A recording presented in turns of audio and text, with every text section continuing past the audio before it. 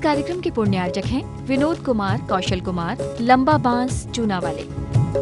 द्रव्यम नमः, ये सिस्टम होता है। आचार्य पूज्य पाठ ऐसे महान आचार्य जब सब कुछ लिख देते हैं, प्रतिक्रमण लिख देते हैं, मनराज के लिए जो आवश्यक है वो लिख देते हैं, और जब समाप्ति जब इसकी होती है सारे कर्मों की आलोचना करते हैं, सारे की निंदा गरा करते हैं। जो पाप अपराध जाने अनजाने में हुए हैं उन सारे पापों के लिए, सारे अपराधों के लिए जब आचार्य भगवान जब सब कुछ निपटा देते हैं, सारे कर्मों की क्या बोलते हैं कि अच्छी घिस घिस के धुलाई कर देते हैं, एक एक दाग धब्बा ढूंढ ढूंढ के निकाल देते हैं आत्मा पर लगा हुआ। और जब खत्म करते हैं तो फिर क्या बोलते हैं, प्रथमम कर्णम चरणम द्रव्यम नमः। ये जिनागम का सार है, इसको बोलते हैं समाधि भक्ति। क्या बोलते हैं इसको? समाधि भक्ति। अगर समाधि नहीं होती है तो फिर पूरी साधना बेकार चली जाती है। तो समाधि भक्ति की शुरुआत करते हैं, प्रथमम कर्णम चरणम द्रव्यम नमः। तो जिनवाणी माता को नमस्कार करते हैं। वो कैसा होता है? स्पेसिफिकेशन लाइफ में होना चाहिए। स्पेसिफिकेशन ये क्या होता है?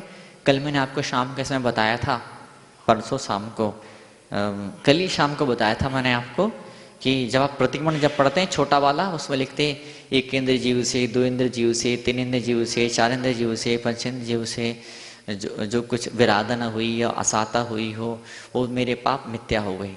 ऐसा बोल दो, उसमें कोई दिक्कत नहीं है, लेकिन ऐसा बोलने से कुछ भी नहीं होता है। आपको जीव का नाम लेना पड़ेगा। एक इंद्र जीव मतलब कौन सा है? कौन सा जीव? 5 एक इंद्रिय जीव होते हैं, तो 5 में से कौन सा वाला एक इंद्रिय जीव? उसमें बोले जल कायिक जीव। अब जल कायिक जीव की विराधना कैसे होती है बताओ? जल कायिक जीव की विराधना कैसे होती है?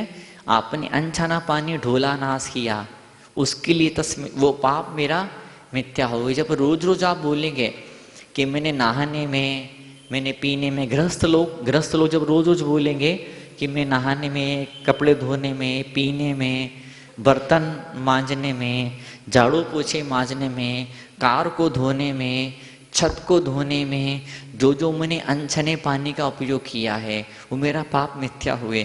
तो रोज रोज जब आप ऐसा बोलेंगे, एक दिन तो ऐसा लगेगा कि महीने में एक दिन तो ऐसा होना चाहिए कि पानी को छान करके फिर झाड़ू पोछा मारेंगे, पानी को छान करके फिर भोजन बनाएंगे।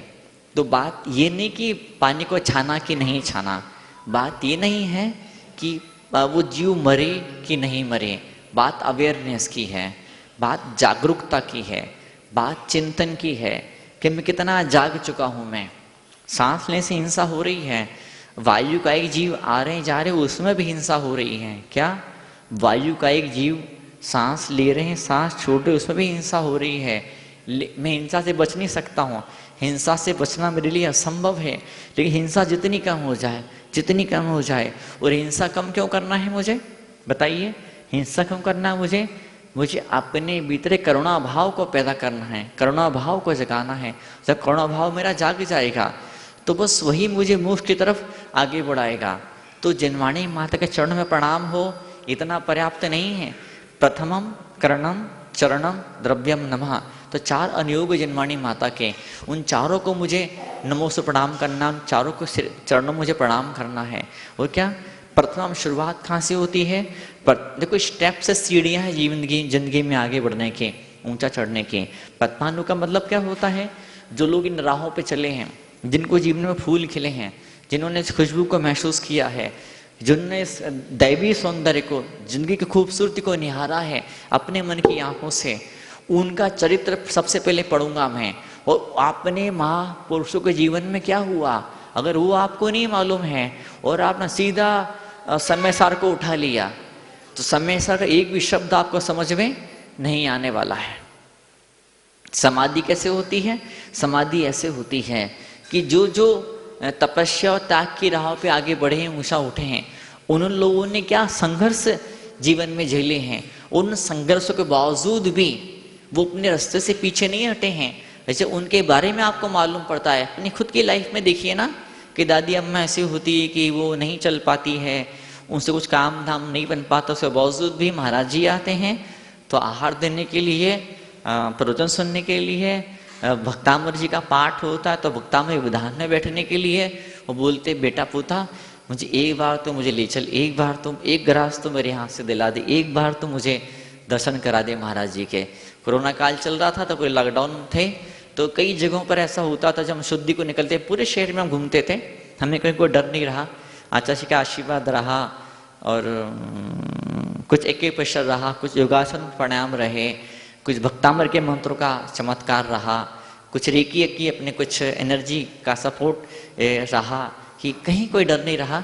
तो कहीं किसी जगह से निकलते थे तो कुछ लोग ऐसा रोकते थे कि महाराज जी रुको जरा 1 मिनट, मैं दादी अम्मा को लेकर के मैं आता हूँ। मंदिर तो दादी अम्मा जा नहीं पा रही, हम मंदिर तो जाने नहीं देते, पर अगर घर बैठे आप आ गए हैं तो फिर हमको दर्शन करने का मुझे मौका मिल जाए। तो स्पेसिफिकेशन क्या मतलब इसका, एक थोक भाव में निपटा देना, जो जो पाप हुई हो सारे पाप मेरे मिथ्या हुए। कैसा होता है, पाप का नाम लिया जा रहा है। मैं हमेशा एग्जाम्पल देता हूँ, मैं इतने सारे लोग बैठे हुए हैं, मैं कह दूँ यहाँ बैठे सारे लोगों का आशीर्वाद, एक थोक भाव में बात हो गई, आपको अच्छा लगेगा लेकिन इतना अच्छा नहीं लगेगा। लेकिन मैं नाम ले लेके आशीर्वाद दूँ मैं कि अमुक के घर में अमुक समस्या थी, अमुक तकलीफ थी, फिर भी वो यहाँ पर आया, बहुत बड़ी बात है।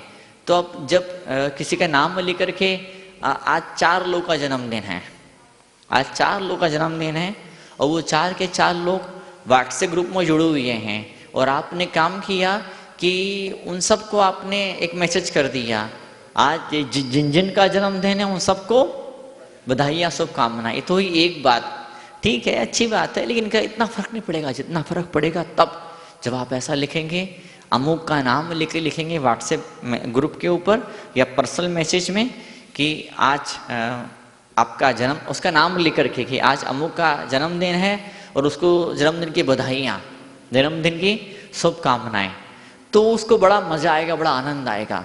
तो यहाँ पर ऐसे जिंदगी जीने का ये तरीका होता है क्या, कि हम, एक बात और होती है, जब हम किसी से बात करते हैं ना तो क्या बोलते हैं उसको, आई कांटेक्ट। कैसा होता है, जब आई कांटेक्ट का मतलब होता है कि तरंगें, आंखें बहुत बड़ा रोल लाइफ में प्ले करती हैं। गुरु गोविंद सिंह, सिख धर्म के जो गुरु थे गोविंद सिंह, 10वें गुरु, उनके जीवन की कहानी, उनके 2 बेटे फतेह सिंह और जोरावर सिंह। उन फतेह सिंह जोरावर सिंह को मुगल बादशाह ने, औरंगजेब था, उसने क्या किया, जो भी उस समय मुगल बादशाह औरंगजेब था, तो उसने पकड़ लिया।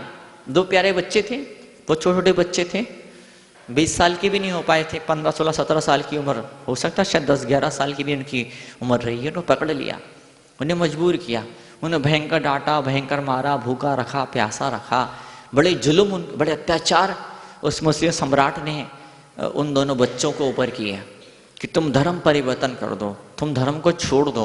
उन्होंने कहा संभव नहीं है, हमारी पीढ़ियों ने कुर्बानी दे दी इस धर्म की रक्षा के लिए, इस धर्म संस्कृति को बचाने के लिए, जिंदा बनाए रखने के लिए पूरा जीवन स्वाहा कर दिया, नौछावर कर दिया, और उनके बलिदान व्यर्थ नहीं जाएंगे, हम मर जाएंगे लेकिन हम अपना धर्म नहीं छोड़ेंगे, अपना ईमान नहीं छोड़ेंगे। हमने बुजुर्गों ने, हमारे पूर्वजों ने जिन जीवन मूल्यों की स्थापना करी थी, हम उससे पीछे नहीं हटने वाले हैं। हम भले बच्चे हैं, भले छोटे हैं, लेकिन आप यूँ मत समझो कि हम बच्चे हैं।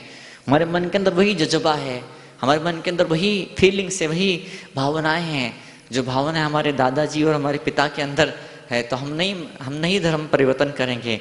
तो वो जो मुगल बादशाह था, उसने बड़ा, जब अब उसने अंतिम हथियार उसने डाला, उसने कहा कि तो मार डालेंगे, बल मार डालो, हम नहीं डरते मौत से।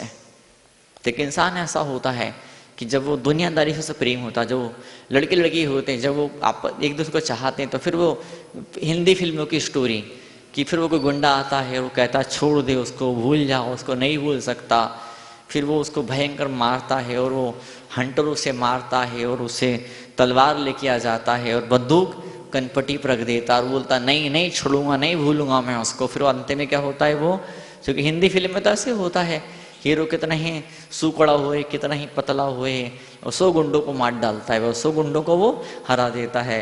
तो जैसे वही मतलब सेम सीन यहाँ पर पैदा होता। छोटे बच्चे से बट खूंखार ऐसे खतरनाक हजारों सैनिक मुगल बादशाह औरंगजेब के, और उसने कह दिया कि नहीं हम नहीं धर्म परिवर्तन करेंगे, जिंदा दीवार में चुनवा दिया जाए। देखो आंखें क्या खेल खेलती है, आंखें क्या चीज होती है वो बता रहा हूँ मैं आपको। आंखों से कैसे हम जिंदगी के जो ऐसा मुकाम जो नजर ही नहीं आ रहा है उसको भी हम फतेह कर लेते हैं, उसको भी हम फतेह सिंह जोरावर सिंह, दो प्यार से बच्चे गुरु गोविंद सिंह के, और उनके जीवन का बड़ी बड़ी दिल को छू लेने वाली कहानी कि वो सम्राट कहता दीवार में जिंदा चुनवा दिया जाए। अब व्यवस्थाएं पहले से थी, तैयारियां पहले से थी, ऐसे बड़े पत्थर लाए गए और सीमेंट, रेत, ईंट, उस जमाने में जो भी सीमेंट, उस जमाने में जो भी कुछ एडहेसिव होता होगा, जो कुछ केमिकल होता होगा सीमेंट को जोड़ने के लिए, चूने से दीवारें बना करते थे। तो चूना जो कुछ चाहिए था वो सब कुछ लाया गया और मिस्त्री खड़े हो गए और बच्चों को दीवार में जिंदा चुनवाने के लिए चुनवा दिया जा रहा था। और जब बच्चों को दीवार में जिंदा चुनवा दिया जा रहा था तो जब छोटे भाई की हाइट कम थी, बड़े भाई की हाइट थोड़ी सी ज़्यादा थी, तो छोटे भाई कि जैसे यहाँ तक ईंटें आई, जैसे बड़े बड़े पत्थर थे, पत्थर जब यहाँ तक उसके चुनवा दिए गए तो बड़े भाई की आंख में आंसू आ गए। तो छोटा चिल्लाता, ये पागल काया रे, क्या तू क्यों रो रहा है, क्यों तो आंख से आंसू निकल रहे हैं, क्या तू भूल गया है, क्या तू माँ के दूध की नाक कटाएगा। हमारे बुजुर्गों ने, दादा ने, परदादा ने जो जान दी इस धर्म की रक्षा के लिए, क्या तू पीछे हटेगा। मुझे धिक्कार है, तुझे दुख है मुझे तुझे देख करके, तू डर रहा मौत से। तो बड़ा भाई बोलता है, अरे पगला मैं डर नहीं रहा हूं, मुझे दुख हो रहा है कि मेरे से पहले तू शहीद हो जाएगा। ये धरती के लिए, धर्म के लिए पहले कुर्बानी तेरी होगी। मैं चाहता था पहले मैं मरूं, मैं बड़ा हूं ना मैं, तो मेरा फर्ज बनता है कि मैं पहले अपने आप को फना करूं, अपने आप को न्यौछावर करूं, लेकिन सौभाग्य मुझे नहीं मिल पा रहा है, किस्मत मेरी। और जैसी वो ईंट यहाँ तक आती है, क्या मतलब क्या होता, एकदम से पूरी दीवार गिर जाती है। और लोग जिक्र लगाने लग जाते हैं, हिंदू धर्म की जय और सनातन धर्म की जय। जो हजारों लोग जो वहाँ पर होते हैं, जो सीन को देखने वाले होते हैं, वो इतने नपुंसक, इतने कायर, आगे बढ़ करके बच्चों को बचा नहीं पाते हैं। वो तो वो यहीं बालिता में ऐसा हुआ था, यहीं अपने इसी कोटा की बात है। यहाँ बालिता एरिया में हम छोटा सा मंदिर है आदिनाथ भगवान का, वहाँ पे भी ऐसे ही हुआ था। और 4 बार ऐसा हुआ। जो दुकानदार था, पड़ोस में दुकान है जहाँ से कपड़े धोते हैं, कपड़े सुखाते हैं, नहा करके लोग मंदिर में अभिषेक करने आते हैं, तो वहाँ पर भी सेम ऐसा ही सीन हुआ था।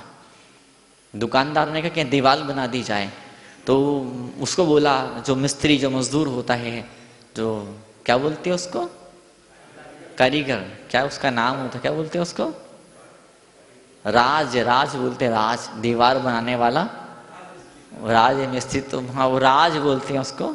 एक शब्द होता, मुझे एकदम से ध्यान नहीं आ रहा है, उसके लिए एक शब्द होता पर्टिकुलर। तो जो वो जो कारीगर था उसने दीवार बनाई, दीवार गिर, पूरी दीवार गिर गई, जैसे आखिरी जितनी दीवार, जितनी ऊंचाई पर जाए पूरी दीवार एकदम से गिर गई।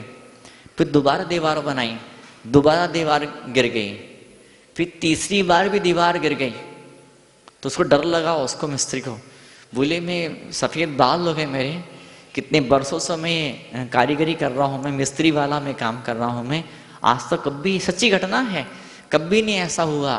तो जो फौजी जो दीवार बना रहा था, तो जो उसका मालिक था वो फौजी है, वो रिटायर्ड फौजी है वो, तो कोई अजैन है कोई, तो उसको कहा मिस्त्री ने कि तुम जाओ, और मुझे कुछ चक्कर लग रहा है, बोले मुझे कुछ चक्कर, मुझे कुछ लग रहा है। तो बोली कि जगह कौन सी है, बोली जैन मंदिर बिल्कुल एक ही दीवार से लगा हुआ है, एक दुकान जैनों की है, और जैनों के भगवान बैठे हैं। बोले नहीं है, कुछ चक्कर लग रहा है, जाओ, बोले माफ़ी मांग करके आओ।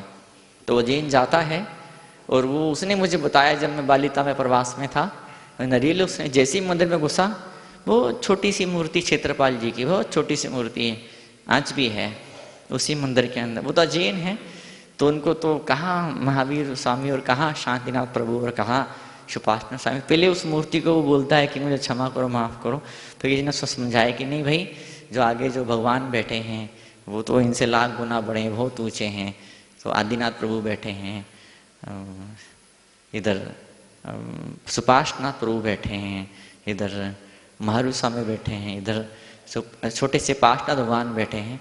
तो बोले वहाँ जाओ, उनसे माफ़ी मांगो। तो आदिनाथ भगवान के चरणों में जाता है, फिर उनसे माफ़ी मांगता है, क्षमा मांगता है कि भगवान मुझे माफ़ करो। फिर वो उसको कारीगर बोलता है आज तो अपशकुन हो गया, हम कल काम शुरू करेंगे। राहत भर में सद्बुद्धि उसको आती है, उस फौजी को, उस दुकानदार को सद्बुद्धि आती है। बोलता है कि मन में विचार पैदा होता, सुबह कारीगर से बोलता है, बोले कि वो क्या है कि यहाँ लोग नहाते हैं अभिषेक करने वाले, तो वो अगर दीवार बना देंगे तो उनके आने जाने का रास्ता रुक जाएगा, तो कैसे वो आ पाएंगे जा पाएंगे। तो ये काम कर, पहले उन अभिषेक करने वालों के चढ़ने उतरने की सीढ़ी बना दे।